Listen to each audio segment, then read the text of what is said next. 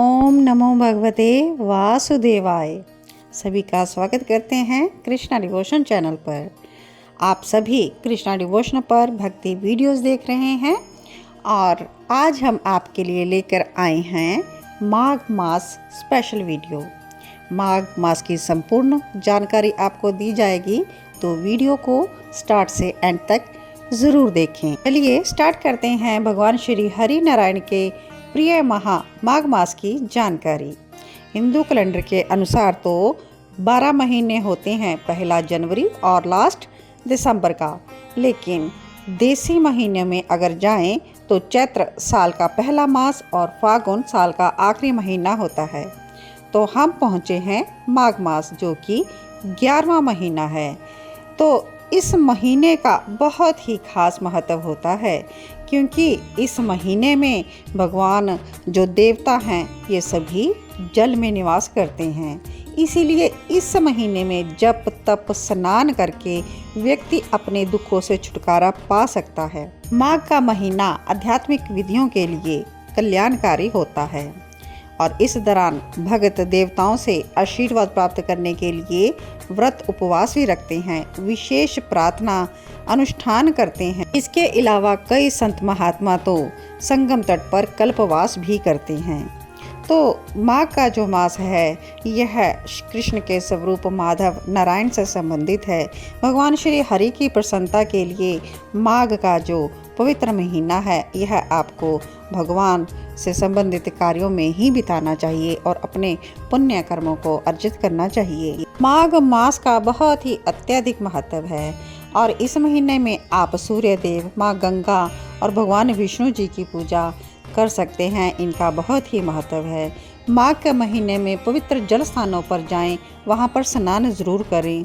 इससे जीवन के कष्टों से मुक्ति मिलती है और माघ के माह में गीता का अगर पाठ किया जाए तो ज़िंदगी में शांति, सुख, समृद्धि बनी रहती है।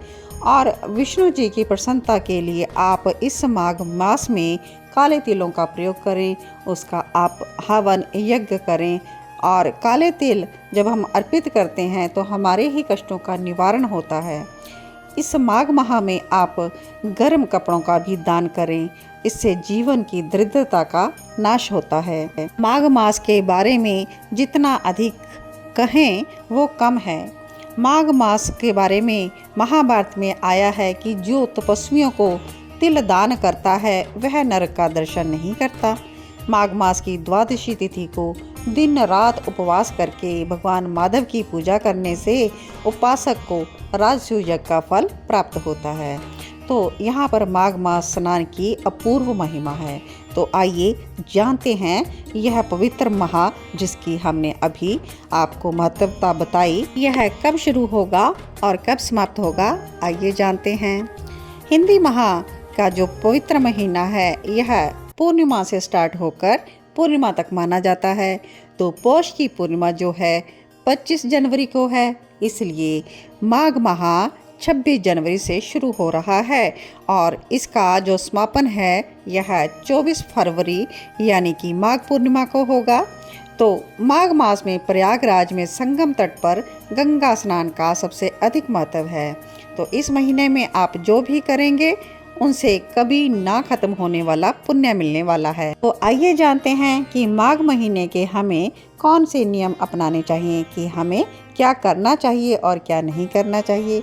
तो सबसे पहले तो माघ महीने में व्यक्ति को देर तक नहीं सोना चाहिए, यानी कि आपको ब्रह्म मुहूर्त में उठकर ही स्नान कर लेना है। और अगर आप पवित्र नदी या जलाशय के निकट नहीं जा सकते तो घर में ही आपको गंगा जल और तिल डालकर स्नान कर लेना है। आपको रोजाना स्नान के साथ साथ साफ सफाई का ध्यान रखना है। आपको स्वच्छ वस्त्र पहनने हैं धुले हुए। और इस महीने में यदि संभव हो सके तो आप बिस्तर पर ना सोएं बल्कि ज़मीन पर सोएं। तो माघ का महीना पवित्र महीना है। सुबह उठकर भगवान श्री कृष्ण की पूजा, भगवान शालिग्राम जी की पूजा करें, तुलसी महारानी का पूजन करें और भगवान के लिए आप मधुर अष्टकम का पाठ करें। मधुर अष्टकम का पाठ गायन करने से सभी दोष समाप्त हो जाते हैं। और आप गीता का पाठ भी करें, इससे घर में सुख शांति बनी रहती है। माघ महात्म्य की कथा का पठन करें और भगवान की प्रियता के लिए यज्ञ भी करें। यज्ञ आप घर में भी कर सकते हैं। आसान विधि के द्वारा किस प्रकार से यज्ञ कर सकते हैं, यह आपको प्लेलिस्ट में वीडियो मिल जाएगा। माघ मास में आपको एक ही समय पर भोजन करना चाहिए। इससे आरोग्य और एकाग्रता की प्राप्ति होती है। और आपको तामसिक भोजन नहीं करना, सात्विक भोजन आपको ग्रहण करना है।